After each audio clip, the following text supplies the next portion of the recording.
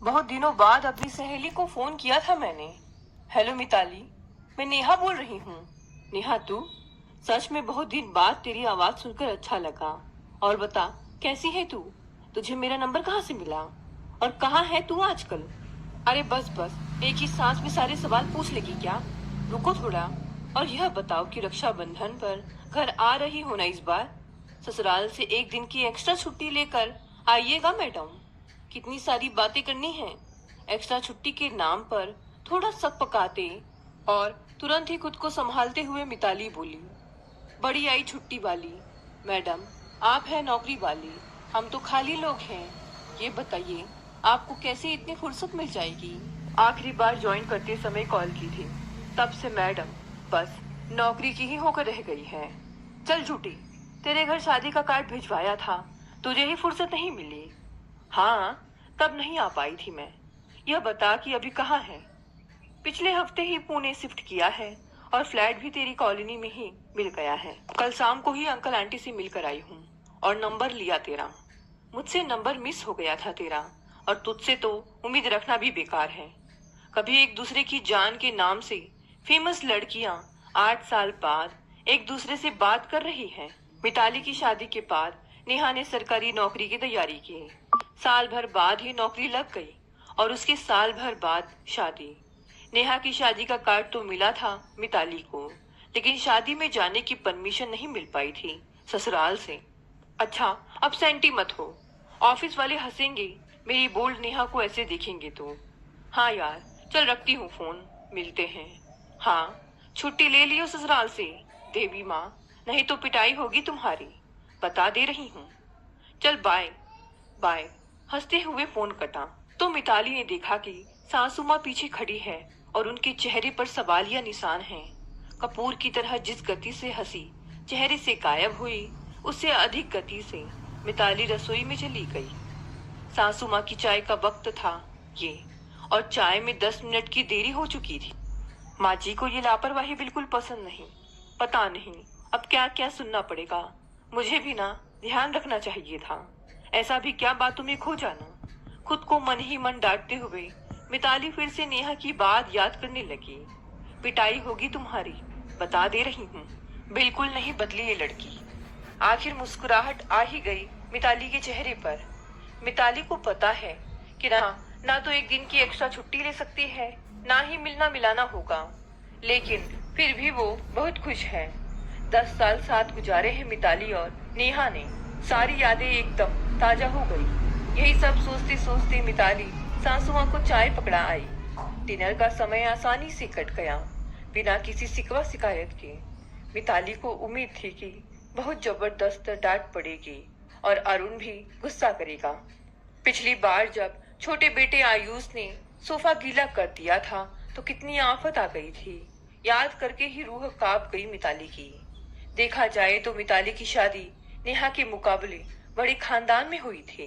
दिल्ली की बड़ी सी कोठी, सारे शहर में उनका बड़ा नाम। माथुर खानदान की छोटी और स्मार्ट बेटी अरुण ने जब मिताली को पसंद किया तो बधाइयों का तांता लग गया था मिताली के घर। मिताली के भी अरमान पंख लगाकर उड़ने लगे थे।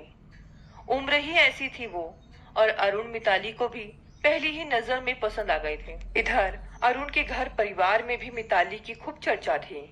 मिताली की सुंदरता भी कॉलेज की सारी लड़कियों को मात देती थी। साथ ही साथ पढ़ने लिखने में इतनी तेज, फाइनेंस से एमबीए किया है। और क्या चाहिए था उनको अपनी बहू में। शादी की तैयारियों और इतना अच्छा रिश्ता मिलने की खुशी के बीच मिताली को भी अपनी जॉब का ख्याल नहीं आया। उसे अरुण से बात करके लगा नहीं कि उन्हें कभी कोई इशू होगा इससे। नेहा ने एक दो बार कहा कि उसे बात करनी चाहिए अरुण से, तो मिताली ने बात भी की। अरुण ने उसे पूरा विश्वास दिलाया कि किसी को कोई समस्या नहीं है, वो जो चाहे करे। शादी के 3-4 महीने बाद वहीं दिल्ली में कर लेना जॉब अप्लाई। और तुम हो भी इतनी क्वालिफाइड, तुम्हें कौन मना करने वाला है जॉब के लिए। मेरी मिताली को तो यूं ही मिल जाएगी जॉब, चुटकी में। सुनकर शर्म से चेहरा लाल हो गया था मिताली का इस तारीफ पर। रस्मो रिवाज और घूमने फिरने के दिन पंख लगाकर उड़ गए। शादी के 3 महीने बाद मिताली ने अपनी सासू माँ से बहुत आराम से बात की। माँ जी, अब तो सारी रस्में, घूमना फिरना सब हो चुका है आराम से। मैं जॉब के लिए अप्लाई कर देती हूँ। सासू माँ ने बड़ी कुटिल मुस्कान के साथ जवाब दिया। आराम से तो होगा ही बहुरानी। अरुण के पापा ने इतना बड़ा बिजनेस किसके लिए खड़ा किया है? अपने बच्चों की खुशियों के लिए ही ना। जॉब के लिए उत्तर ना मिलता देख मिताली ने आगे कहा। जी माँ जी, मैं जॉब के लिए अब अप्लाई कर देती हूँ। मन नहीं लगता मेरा भी सारा दिन घर में। इस बार सासू माँ का पारा 7वें आसमान पर था। लगभग चीखते चिल्लाते हुए अरुण को आवाज लगाई। अरुण, ओ अरुण, मैंने मना किया था ना इतनी ज्यादा पढ़ी लिखी लड़की के लिए। तुझे ही पसंद थी ना। ले अब जॉब करनी है इसे, संभाल ले इसे। और ना मन लगे इसका तो छोड़ा उसी 2 BHK में, वही मन लगता है इसका। अरुण सिर झुकाए खड़ा रहा और मिताली को अंदर जाने का इशारा किया। मिताली के जाने के बाद अरुण बोला, माँ समझा दूंगा मैं उसे, आप नाराज ना होइए। दोबारा जबान नहीं खोलेगी वह आपके सामने। अंदर जाते ही अब अरुण को मिताली पर चिल्लाना था। क्या जरूरत है तुम्हें जॉब करने की? क्या कमी है इस घर में? इतनी बड़ी कोठी की रानी हो तुम, रानी बनकर रहो। क्या तकलीफ है तुम्हें? और माँ, उनके सामने किसी जबान खोलते हुए देखा है तुमने जो इतना बोलती हो? मिडिल क्लास से होकर भी संस्कार नाम की कोई चीज नहीं है तुम में। अरुण को इतना गुस्से में देख अपनी पढ़ाई पर गर्व करने वाली, अपने चुनाव पर गर्व करने वाली मिताली सहम गई। उस दिन के बाद से उसने जॉब का दोबारा नाम नहीं लिया।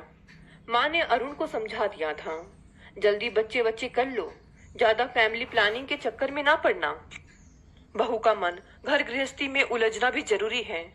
देखते ही देखते मिताली एक बेटी अनु और एक बेटे आयुष की जिम्मेदार माँ बन गई। अब मिताली के पास इतना भी समय नहीं होता कि वो खुद पर या खुद से जुड़ी किसी भी बात पर ध्यान दे सके। धीरे धीरे हालात ऐसे हो गए कि मिताली को अपने लिए चप्पल खरीदनी हो या बच्चों के लिए डायपर, सासू माँ से पूछे बिना नहीं ले सकती थी। घर में आने वाली सुई तक पर उनकी नजर रहती हमेशा। कुछ अपने माँ बाप की इज्जत, कुछ अब बच्चों की चिंता। मिताली ने अपनी इस नियति को स्वीकार कर लिया है। मिताली को अपनी इन ख्यालों की दुनिया से बाहर लेकर आई अरुण की आवाज। मिताली, माँ बुला रही हैं, ड्राइंग रूम में, जल्दी आओ। ड्राइंग रूम में जल्दी आओ। यह सुनकर मिताली का दिल जोरों से धड़कने लगा कि अब खैर नहीं, डिनर का वक्त तो टल गया, लेकिन अब पक्की तरह से क्लास लगेगी। ड्राइंग रूम में पहुंचकर देखा तो सब शांत था, यानी कि कोई और बात है। चलो अच्छा हुआ। सास ने बिठाया दोनों बहुओं को और अपने फॉरेन टूर के बारे में बताने लगी। इस बार रक्षाबंधन पर उनका यूरोप घूमने का प्लान है, अपनी दोनों बेटियों और दोनों बेटों के साथ। दोनों बहुओं को इसके एवज में छूट दी गई थी कि वो 1 हफ्ता अपने मायके रहकर आ सकती है चाहे तो। मिताली की आंखों में चमक आ गई, जैसे कि मांगी मुराद मिल गई हो, बल्कि उससे ज्यादा।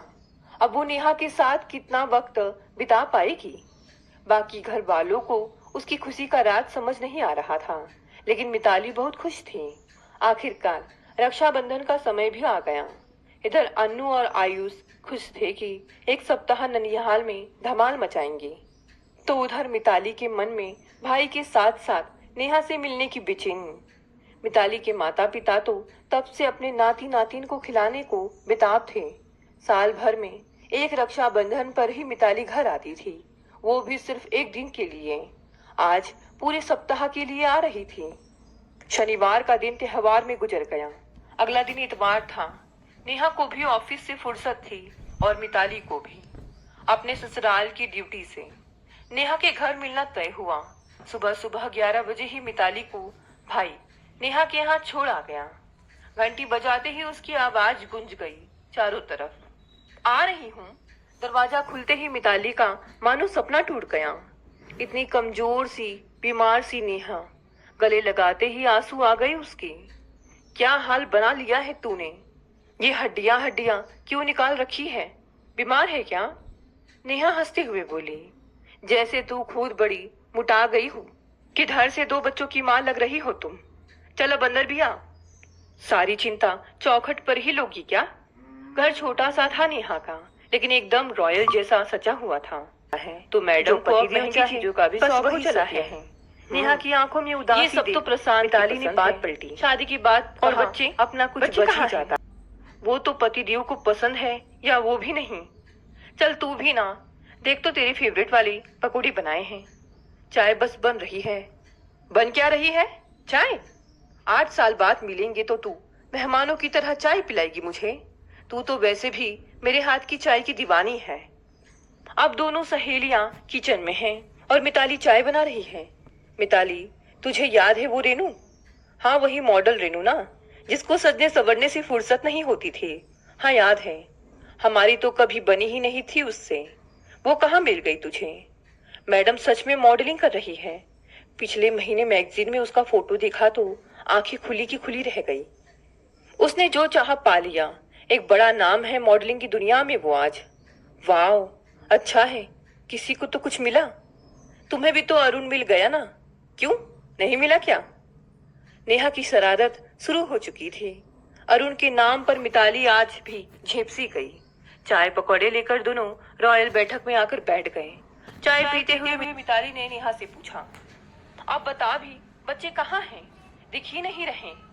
दादा दादी के पास हैं या सुबह सुबह खेलने निकल गए? इतनी देर से इधर उधर की बातें करते हुए आखिरकार नेहा की आंखों में आंसू आ गए। नेहा, क्या हुआ? बच्चे बता, सब ठीक है ना? तेरी आंखों में आंसू मतलब बहुत बड़ी बात है। गले लगाकर मिताली ने फिर से कहा, अच्छा सब छोड़, पहले शांत हो जा तू। मेरी नेहा रोते हुए बिल्कुल अच्छी नहीं लगती। अब दोनों सहेलियां बिना कुछ बोले चाय पीने लगी। मिताली ने अब कुछ भी नहीं पूछा। वो नेहा को जानती है। कुछ समय लेकर वो खुद बता देगी कि क्या बात है। बच्चे नहीं है मिताली, नहीं है बच्चे। फिर से रो पड़ी नेहा। ठीक है बाबा, नहीं है तो आ जाएंगे ना, वादा, और दोबारा नहीं पूछूंगी। तू रो मत बस यार। प्रशांत को अपना स्टेटस बनाना है। वो हमारी मिडिल क्लास वाली जिंदगी से बिल्कुल खुश नहीं है। 8 साल हो गए शादी को। इन्हें लगता है जिंदगी बस महंगी चीजों के पीछे भागने का नाम है। एक गहरी सांस लेकर नेहा ने कहा, पता नहीं किसकी बराबरी करना चाहते हैं। यह घर मुझे अपना घर लगता ही नहीं है। ब्रांडेड और महंगी चीजें बस। मेरी सादगी कहीं पीछे छूट गई है। पहनना ओढ़ना सब उन्हीं के हिसाब से होना चाहिए। अब जब घर में लगभग हर सामान अपनी मर्जी का खरीद चुके हैं तो अब इन्हें एक विला खरीदना है। जब तक इतना पैसा जमा नहीं कर लेंगे विला खरीद नहीं लेंगे। तब तक कुछ और सूद नहीं लेनी। आज संडे भी ऑफिस गए हैं। मेरी सरकारी नौकरी है, सो मुझ पर बस नहीं चलता इनका। नहीं तो संडे भी ऑफिस भेज दे मुझे ये। तुम्हारी बातों से ऐसा लग रहा है नेहा मानो मशीन हो तुम दोनों, और इसीलिए प्रशांत जी बच्चे नहीं चाहते हैं। मुझे लगता था कि तेरे पास बंगला है, गाड़ी है, पैसा है, सब है, तो तू बहुत खुश होगी। लेकिन जब अंकल ने बताया कि तुम साल में एक बार ही पीहर आती हो तो कुछ खटका सा हुआ। सब ठीक है ना मिताली? तुम बिजी रहती हो इसीलिए कम आ पाती हो ना घर? अब बारी मिताली। हाँ, बिजी तो रहती हूँ। 2 बच्चे, सास ससुर, जेठ जेठानी और पतिदेव, उस पर से इतनी बड़ी कोठी, कहाँ समय मिलता है। मिताली की आंखों का सुनिया लेकिन नेहा पड़ चुकी थी। और जॉब? तुझे तो अपनी आजादी बहुत पसंद थी ना, जॉब क्यों नहीं की तुमने? अरुण, अरुण, तुमने बात की थी ना शादी से पहले ही उससे, तो फिर क्या बात हुई? हाँ की थी, लेकिन माँ जी को पसंद नहीं है और अरुण भी माँ का कहा नहीं टाल सकती। सो अब अनु और आयुष ही मेरी जॉब है। मुस्कुराते हुए मिताली बोली। तो खुश है? हाँ बहुत। सब कुछ तो है मेरे पास, किस बात की कमी है? तभी भाई का फोन आ गया। दीदी, आयुष आपको ढूंढ रहा है तब से। रो रो कर बुरा हाल कर लिया है अपना। आई मैं बस। तब तक उसे तुम आइसक्रीम दिला लाओ। थोड़ा ध्यान भटकेगा उसका। मैं पहुंच रही हूँ बस। फोन डिस्कनेक्ट होने के साथ ही मिताली उठ खड़ी हुई। निकलना होगा नेहा मुझे, आयुष रो रहा है। आते वक्त नाना के साथ खेलने में इतना बिजी था कि मैंने डिस्टर्ब करना ठीक नहीं समझा। अच्छा सुन, फोन करना और मिलती भी रहना आप। बिजी मैडम, गले लगाते हुए नेहा ने बोला। हड़बड़ाहट में भी मिताली के चेहरे पर मुस्कान आ गई। मिलते हैं, चल बाय, ख्याल रखना अपना, मैं फोन करती हूँ। 10 मिनट बाद मिताली अपने घर थी और आयुष में बिजी हो गई। उधर नेहा भी अपने वीकेंड वाले काम निपटाने में लग गई है। सब कुछ रूटीन जैसा दिख रहा है, चल भी रहा है, लेकिन दोनों के मन में उथल पुथल मची है। अपने अपने रूटीन में बिजी ये दोनों सहेलियां, जिनके पास खुद के बारे में सोचने का समय नहीं होता, वो दोनों ही एक दूसरे के बारे में सोच रही हैं, बल्कि सोचे ही जा रही है। मिताली की आंखों के सामने से नेहा को रोना नहीं आ रहा, और नेहा के जहन से मिताली के ये शब्द, सब कुछ तो है मेरे पास, किस बात की कमी है। नेहा जानती है कि इस बात का मतलब है कि जो दिख रहा है वो सच नहीं है। इधर मिताली नेहा के साथ साथ मॉडल रेनू के बारे में भी सोच रही थी। सबसे कमजोर बैकग्राउंड होने के बाद भी उसने वो पा लिया जो उसने चाहा था। उसके पास सबसे ज्यादा जो था वो थी जिद, वरना उसके सपनों का कौन मजाक नहीं उड़ाता था कॉलेज में। रविवार के बाद सोमवार भी इसी तरह गुजर गया। न ऑफिस में मन लगा नेहा का,